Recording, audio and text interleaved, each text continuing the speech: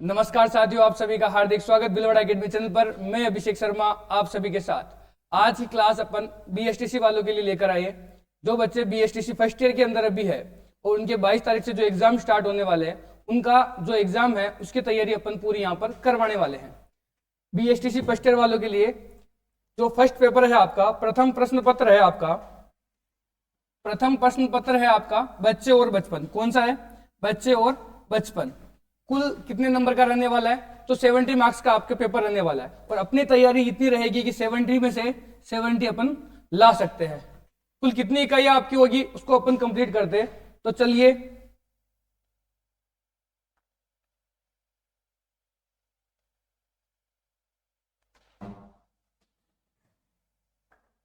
सबसे पहले अपन आपकी यूनिट की बात करें, टोटल यूनिट कितनी है, कैसे क्या रहने वाली है।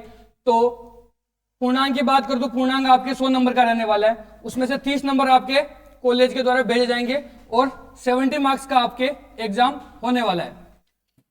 कुल इकाइयों की मैं बात करूं तो आपके 7 इकाइयां टोटल है और टोटल इकाइयों के नंबर आपके इसके साथ के साथ अपन ने दे रखे। पहली इकाई आपके बचपन जो आपके 5 नंबर की रहने वाली है। दूसरी इकाई है बचपन की संकल्पना जो 10 नंबर की है। तीसरी है बाल विकास के परिप्रेक्ष्य जो 10 नंबर की है। चौथी है शारीरिक विकास, बालक के शारीरिक विकास के बारे में, वो भी आपके 10 नंबर की है। बालक के नैतिक और संवेगात्मक विकास वो 12 नंबर की है और समाजीकरण 13 नंबर की।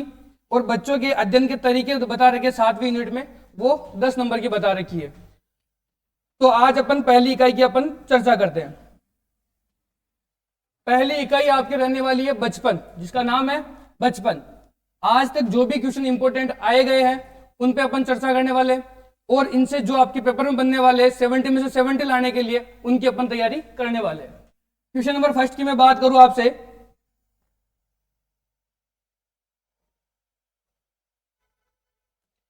क्वेश्चन नंबर फर्स्ट, गीजूभाई बधेगा ने किसकी स्थापना की? जो गीजूभाई बधेगा थे उन्होंने किसकी स्थापना की पूछे तो आपको बताना है बाल मंदिर स्कूल की। किसकी स्थापना की है?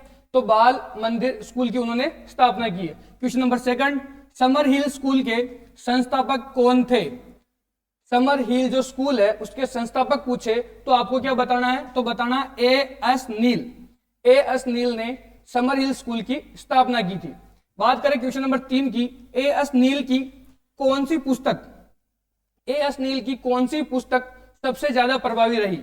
सबसे ज्यादा प्रभावी रही तो आपको बताना है समर हिल। एएस नील से संबंधित 2 क्वेश्चन रहते हैं कि समर हिल की स्थापना किसने की, संस्थापक कौन है, तो एएस नील होने वाले। एएस नील की पुस्तक कौन सी है, तो समर हिल होने वाली है। क्लियर? अगली पुस्तक की मैं बात करूं, दीवा स्वप्न। कौन सी पुस्तक? दीवा स्वप्न। इसके लेखक कौन है? दीवा स्वप्न पुस्तक के लेखक कौन है? तो गीजूभाई बधेगा।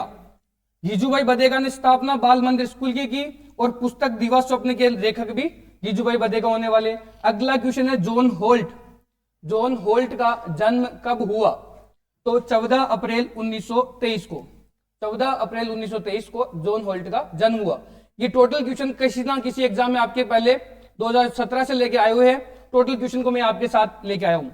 बात करते हैं युवा अधिकारों के जनक कौन थे, तो उसका आंसर भी रहने वाला है जॉन होल्ट। इन सभी क्वेश्चन को 1 से 2 बार देख लीजिएगा, आपका काम हो जाएगा। बात करते हैं अगले क्वेश्चन की।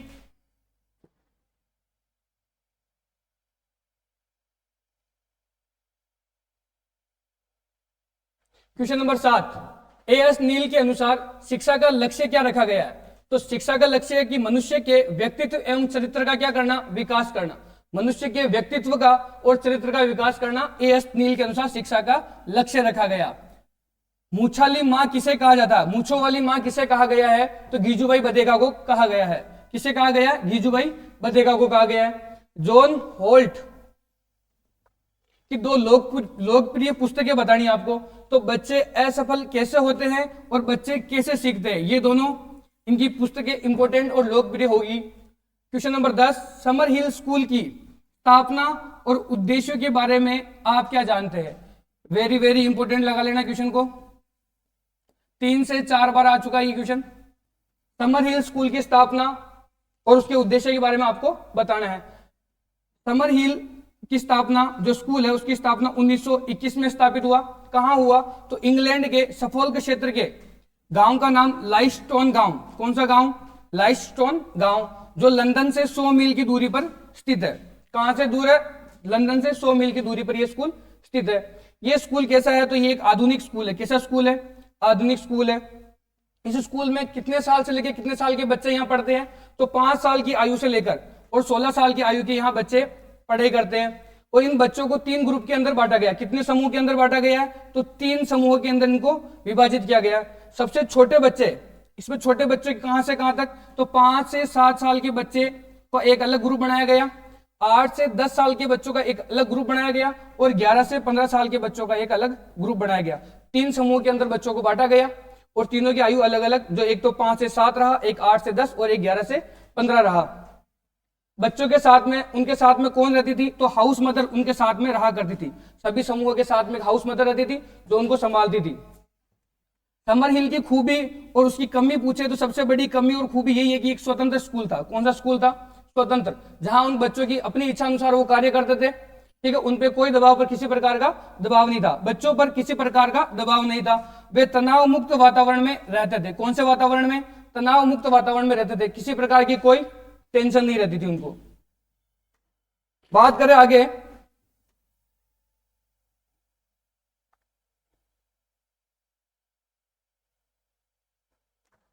तो शिक्षक और बच्चों के लिए समान महत्व था। शिक्षक और बच्चों के लिए समान महत्व था। नियम बनते थे वो शिक्षकों के लिए बनते थे। बच्चे स्वयं इच्छा अनुसार नियम बनाकर उनका पालन करते थे। बच्चे खुद के नियम खुद बनाते थे। उन्हें उनपे किसी प्रकार का दबाव और तनाव उनपे नहीं दिया जाता था। बच्चों में आत्मविश्वास अधिक था। यदि बच्चे खुद के नियम खुद बना रहे तो उनमें आत्मविश्वास की भावना अधिक प्रबल होगी। बात करें, समर हिल में एक समय सारणी अवश्य होती थी। क्या होती थी? समय सारणी। लेकिन जो ये समय सारणी थी किसकी थी? शिक्षकों के लिए थी, न कि बच्चों के लिए। किसके लिए थी? शिक्षकों की, न कि बच्चों के लिए। कंप्लीट। बात करते हैं क्वेश्चन नंबर 11 की। बाल साहित्य से क्या तात्पर्य? बाल साहित्य का अर्थ और परिभाषा अपन बता रहे इसके अंदर।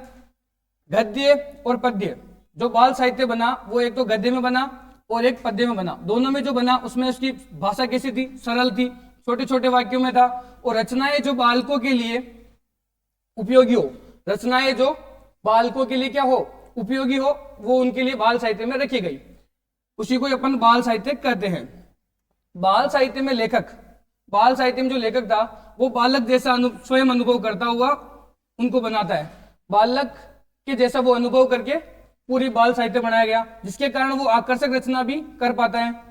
इसके अंदर क्या क्या नहीं रखा गया? एक तो कठिन शब्दावली का प्रयोग नहीं किया गया, व्यंजन कुछ जो शब्द होते हैं उनका प्रयोग नहीं किया गया, लंबे वाक्यों का प्रयोग नहीं किया गया और विस्तृत आकार की रचना आदि का प्रयोग उसमें नहीं होता है। इसी के साथ आपकी पहली जो यूनिट है वो यहाँ पर कंप्लीट होती है।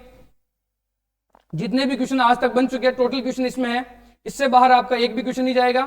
तो जय हिंद, जय भारत।